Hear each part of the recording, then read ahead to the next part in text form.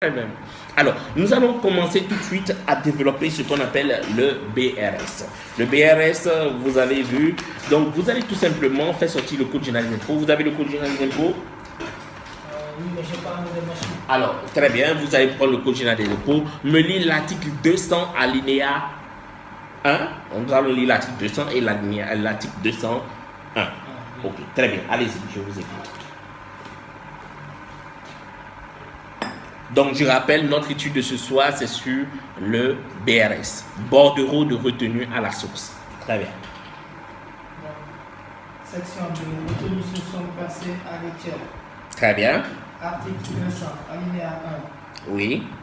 Il est institué au profit du Trésor public une retenue à la source sur les sommes versées par un débiteur établi au Sénégal à des personnes physiques résidant au Sénégal en rémunération de prestations de toute nature fournies ou utilisées au Sénégal. Alinéa 2. Par débiteur établi au Sénégal, on désigne toute personne physique ou morale ayant son domicile fiscal au Sénégal ou y disposant d'un établissement stable ou d'une installation fixe d'affaires dans le cadre de l'exercice de ses activités professionnelles. Très bien. Les collectivités publiques et les établissements publics, les représentations diplomatiques et consulaires, ainsi que les organismes internationaux et assimilés. Alinéa 3.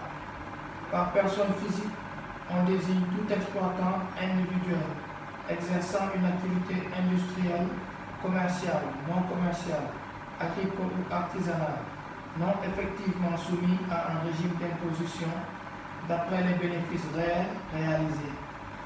Les personnes morales ou groupements n'ayant pas opté pour leur assujettissement à l'impôt sur les sociétés sont également assimilés à des personnes physiques pour l'application de la retenue prévue au premier du présent article.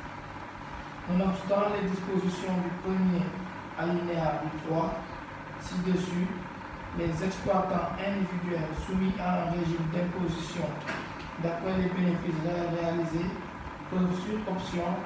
Qu'est-ce qui s'est passé? L'État a dit, voilà, écoutez, vos sociétés, vous devez nous verser des sommes. Vous devez nous verser de l'argent pour impôt. Ok? Comme impôt. À la fin, parce que vous avez fait des activités, vous avez fait un résultat, il vous faut payer des impôts. C'est ce que l'État a dit. Alors, on a constaté que la plupart des entrepreneurs préféraient ne pas être entreprise, mais rester entrepreneur, rester consultant. De ce fait, il y avait beaucoup de fuites fiscales. Je ne vais pas parler d'évasion fiscale. C'est un autre concept. Nous allons en venir. Je parle de fuite fiscale. Qu'est-ce que ça veut dire? Ça veut dire tout simplement que ces gens, au lieu d'aller payer l'impôt à l'État, ils préféraient se mettre en consultant et ne rien payer.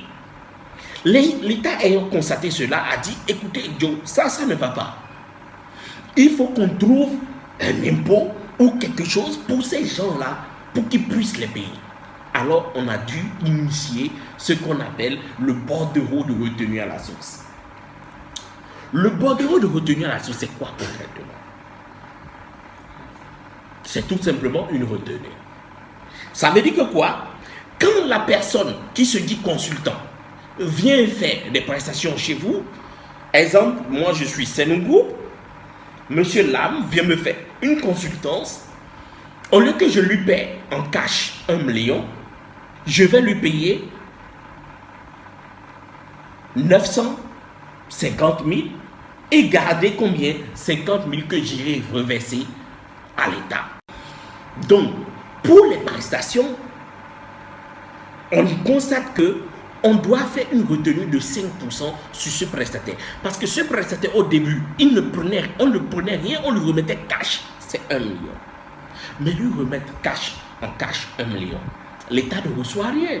L'État dit, alors, étant donné qu'on ne reçoit rien, nous voulons qu'à partir d'aujourd'hui, vous prélevez sur le montant de la prestation de cette personne, lorsque le montant de la prestation est supérieur à 25 000 francs CFA, je parle bien de l'article 201 alinéa 3 et de l'article 200 alinéa 6, on dit qu'il faut prélever 5% du montant. Plus précisément, article 200 alinéa 6, on dit qu'il faut prélever 5% du montant lorsque le montant de la prestation est quoi? Supérieur ou égal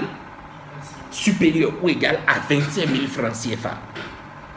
Mais aussi, on vous dit de prélever 5% toujours lorsque, s'il s'agit par exemple d'un bailleur, le bailleur d'un cadre, c'est-à-dire quelqu'un qui a sa maison et qui vous a sous-loué à vous, entreprise, une maison, vous devez lui prélever 5% que vous allez reverser à l'État.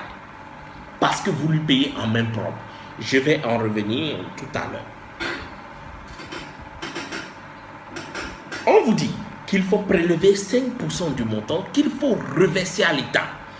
Pourquoi? Parce que ces consultants, au début, ne faisaient pas tout simplement quoi? Ne payaient pas, mais que l'État ne percevait rien. L'État dit, au lieu de leur faire payer 30% sur leurs résultats comme impôt, vous allez leur faire payer combien?